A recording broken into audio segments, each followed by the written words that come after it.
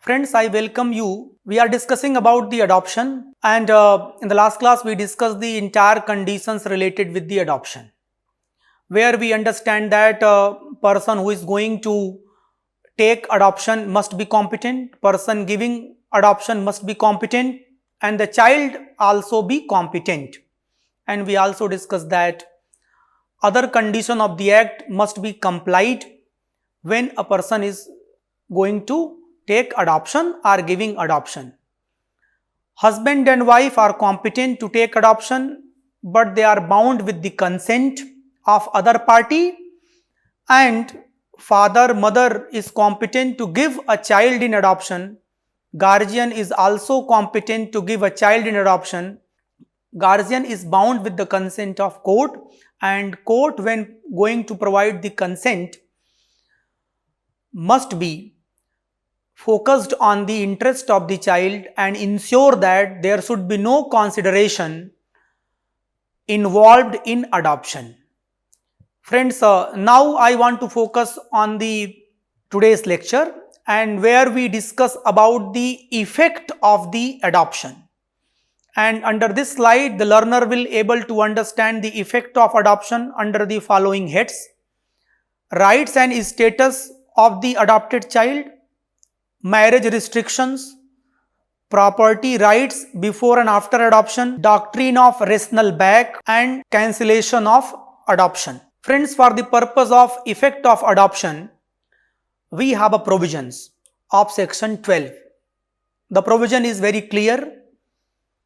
An adopted child shall be deemed to be the child of his or her adoptive father or mother for all purposes with effect from the date of adoption, and from such date all the ties of the child in the family of his or her birth shall be deemed to be served and replaced by those created by the adoption in the adoptive family, provided that a child cannot marry any person who he or she could not have married if he or she had continued in the family of his or her birth. Any person, any property which vested in the adopted child before the adoption shall continue to vest in such person, subject to the obligation, if any, attaching to the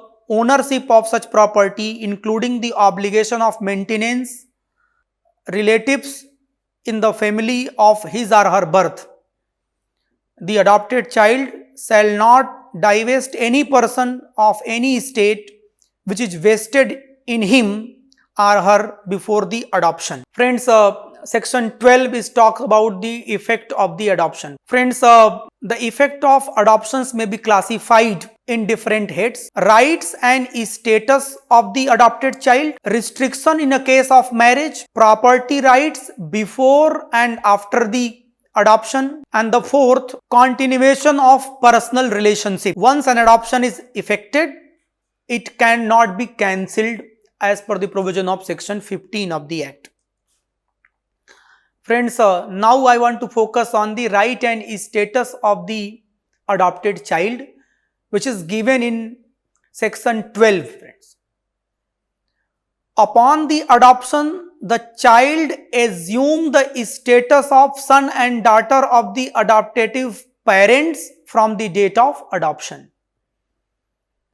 This includes entitlement such an inheritance right to the adoptive parents' property. In a landmark case, Sita Bai versus Ramchandra, the Supreme Court held that cleared the implication of Hindu Adoption and Maintenance Act on the property rights. The Supreme Court held that an adoption dissolved the adoptive child's tie with the birth family, integrating them into the adoptive family. In Anuska versus Janabhai case, the Bombay High Court retained the doctrine that adopted son possess the same inheritance right as a natural born son within the joint Hindu family. Friends, section 12 laid down very general rule. Section 12 concluded that after the adoption, child may acquire new status in the life and will be considered for all the purposes the child of the adopted family and will lose all the relations with the biological family. And this is the core philosophy of the law of adoption, which is mentioned in section 12, friends. Core philosophy. After the adoption, no relation with natural family. All relations exist in the context of the adopted family. But this rule also have some exception, which I will discuss during the lecture, friends. Friends, in the case of Basavarajappa, the Supreme Court observed that it is clear on the reading of the main part of section 12 and the subsection 4 of section 11, the effect of adoption under the act is, that is, brings about the survivance of all the ties of the child given in adoption in the family of his or her birth. The child altogether cease to have any ties with the family of his birth. Correspondingly, these very ties are automatically replaced by those created by the adoption in adoptive family. The legal right of giving the child in adoption must therefore be to transfer the child from the family of its birth to the family of its adoption. The court also held that if a male child is adopted by a single surviving co-partner, then child become a co-partner sharing legal rights with him in the property matter. Friends, now the idea is very simple and clear. After the adoption, all the ties of the child with natural family replaced with the ties with adopted family, and child will consider for all the purposes the child of the adopted family. But this rule of section 12 have three exceptions, and the first exception is regarding to the marriage restriction. Section 12 proviso provided that the child cannot marry any person whom he or she could not have married if he or she had continued in the family of his or her birth. This suggests that despite of adoption, certain marriage restrictions remain based on the original family connections, thus maintaining certain ties to the biological family for marital purposes. An adopted son / daughter cannot marry a daughter or son of adoptive parents due to their new family relationship. Therefore, a child cannot marry anyone from the birth family if he or she is considered a sapinda or falls in the prohibited degree of marriage. Friends, we already discussed certain point. Due to certain biological reason, Hindu law prohibits marriage within close relative. But this is interesting. After the adoption, a person is incompetent to marry with close relative of the adopted family as well as the natural family.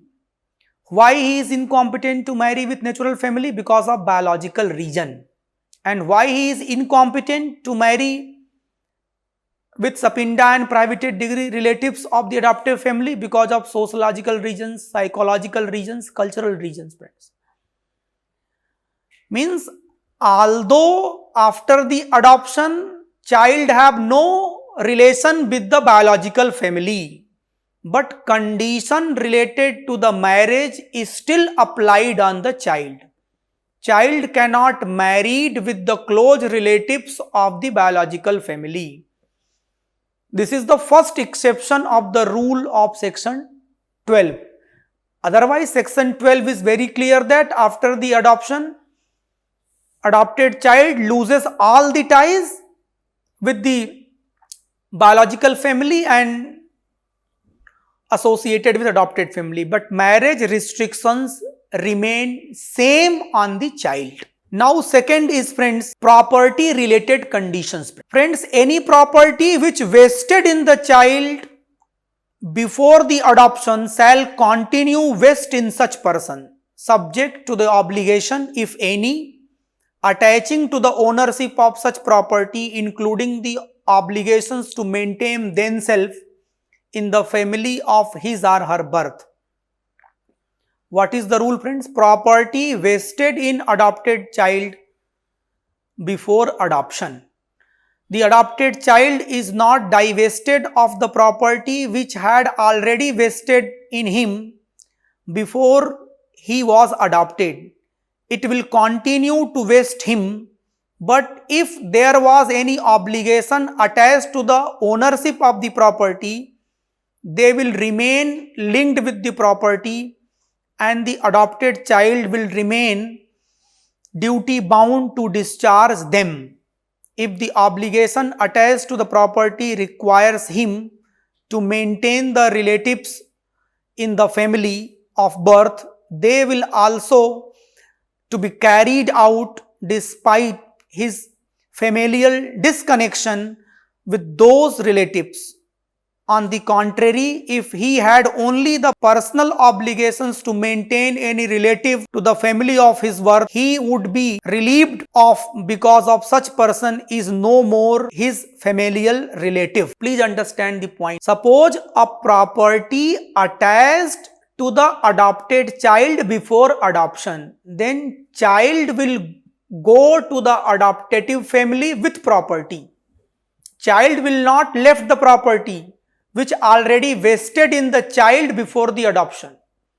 And not only property but also obligation. If certain kind of obligation is attached on the child, then child obviously will carry with the term and conditions and maintenance. Now friends, third proviso, the adopted child shall not divest any person of any state which vested in him or her before the adoption. Friends, this is known as doctrine of relation back. Earlier, when widow used to adopt the child, was being considered the child of her deceased husband, the adopted child then used to divest such person from the property. In Savan Ram versus Kalavati case, issue arose that whether adoption by a widow will be the deemed son of the deceased husband as well. The decision of Supreme Court enabled the adopted son to inherit the property of deceased father through relation back doctrine. Friends, this doctrine previously allowed adopted children to have retrospective claim on the property, creating legal uncertainty. This doctrine is now abolished by way of proviso to the section 12 to provide clarity in inheritance matter. Section 10 proviso C clarify that while a personal relationship through which adoptions are recognized, these do not impact inheritance right.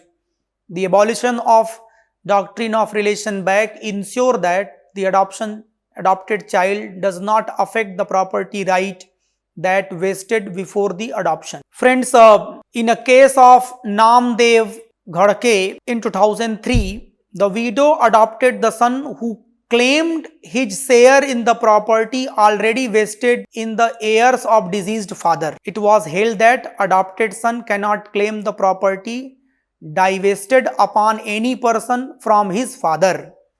On the death of sole surviving co-partner, property vest in his heirs, and a son adopted by the widow of another deceased co-partner will not divest the property vested in the heirs. Friends, now I want to conclude the discussion in the context of section 12, friends. Section 12 is very clear and simple. After the adoption, adopted child have no relation with the natural family, have all the relation with the adopted family. But this rule have three exceptions. One exception is adopted child cannot married with person associated and related with the natural family. A property which is vested in the child, the property continue to be vested the child. And the third is doctrine of relation back is no more in the law, means he cannot claim any right on the basis of the relationship. The property which is possessed in the child is be effective in that context, friends. Now I want to focus on section 13, which is the other provision of this act, which is also required to be understood. Subject to any agreement to the contrary, an adoption does not deprive the adoptive father or mother of a power to dispose his or her property by transfer or by will. Means right of adoptive parents to dispose their property is still exist. There is no such problem, friends. But the parent cannot dispose the property where if there is any kind of contract. In that cases, the adopted parents may be prevented by the adopted child from transferring the property. Friends, section 14 is also important, determining the adoptive mother in certain cases, where a Hindu who has a wife living a child, she shall be deemed to be adoptive mother. A wife means wife is also adoptive mother, where an adoption has been made with the consent of more than one wife, the senior most in marriage among them shall be deemed to be adoptive mother and others will treated as stepmother. This provision have no role nowadays because now section 5 subclass 1 clearly stated that there is no possibility of second marriage, but the provision had relevance before the pre-act marriage, where the widower or a bachelor adopt a child, any wife whom he subsequently marries shall be deemed a stepmother of the adopted child. Where a widow or unmarried woman adopted a child, any husband whom she married subsequently shall be deemed to be the adopted father of the adopted child, to be the stepfather of the adopted child. So section 14 talks about the determination of mother and father.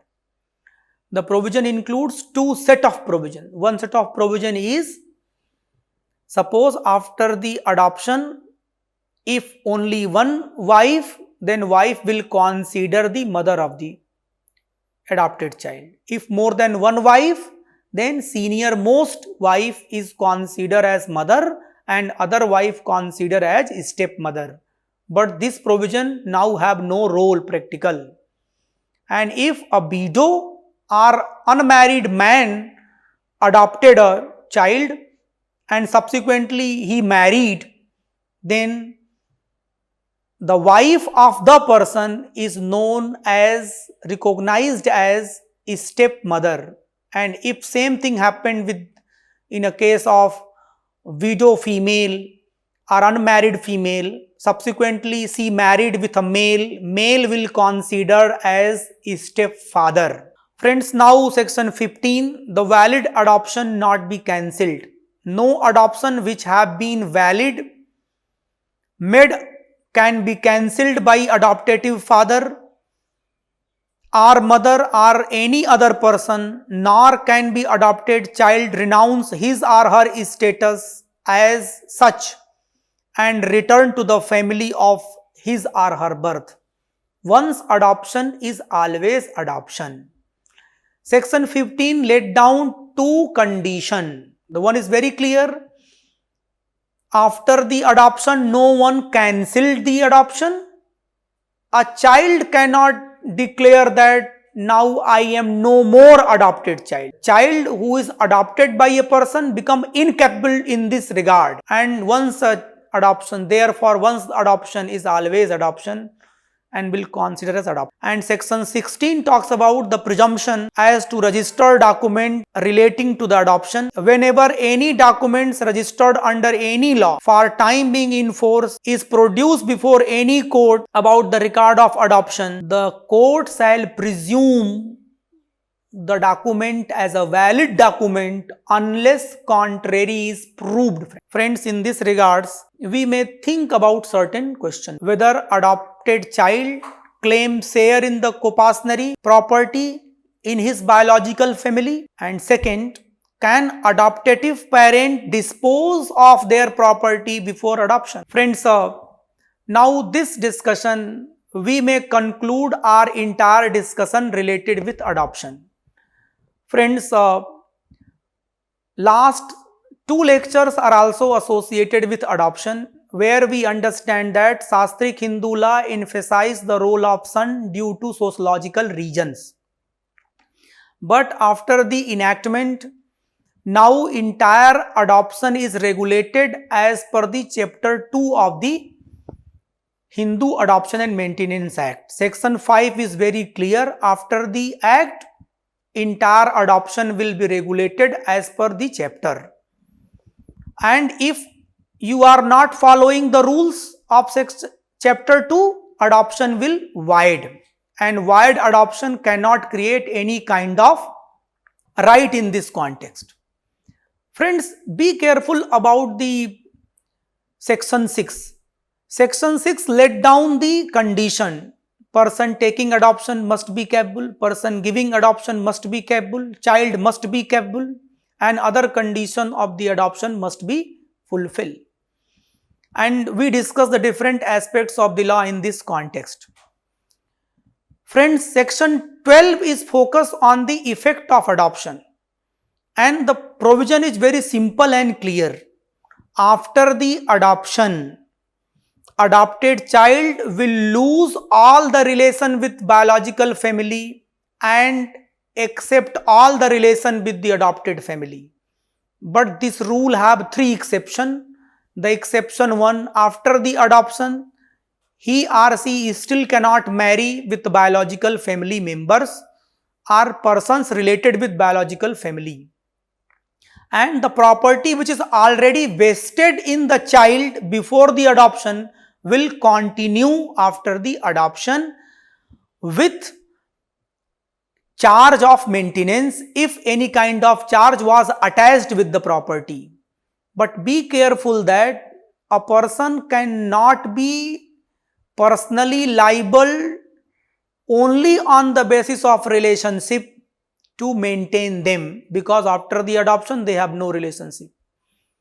And subclass C, the doctrine of relation back is no more, and therefore the property cannot be claimed and property cannot be denied in that context, friends. Friends, we also discussed section 13, where we try to understand that after the adoption, adopted father and mother is still entitled to transfer the property by transfer or by will. But rights of adoptive father and mother dependent on the agreement. If any kind of agreement is there, then adopted father and mother cannot transfer the property. Section 14 talks about how you can determine the mothers. Husband adopted a child, wife will consider mother. In a case of more than one wife, senior most wife is mother and other wife are stepmother. An unmarried widow adopted a child, then subsequently if they married, then subsequent husband or mother will consider as stepfather and mother, as the case may be. And we also discussed section 15, which is very clear. After the adoption, once adoption is always adoption, no adoption can be cancelled, and adopted child also have no right to declare that I am no more associated with adopted family, Means language of section 15 is very clear that once adoption is always adoption. And if any kind of document presented before the court about the validity of the adoption, then the court is bound to take the cognizance of the rules, and court will decide and presume that adoption is valid adoptions. Therefore, friends, entire adoption law which I discussed with you from section 1 to section 16 are very important and now regulating the entire aspects of the family law. This is the present law, and it removes Sastric Hindu law because section 4 is clearly stated that overriding effect of this act, but for which the provision is not made, the Sastric Hindu law may be applied even today also. But section 5 is very clear that this act is only talks about the adoption in the case of Hindu, by and to Hindu. This should be emphasized. Friends, for the purpose of the other adoption, Juvenile Justice Care and Protection Act, CARA guidelines are there, and for the interstate, inter-country adoptions, we have Hague Conventions through which adoption is possible. These are the entire discourse related with the adoption. Thank you, friends.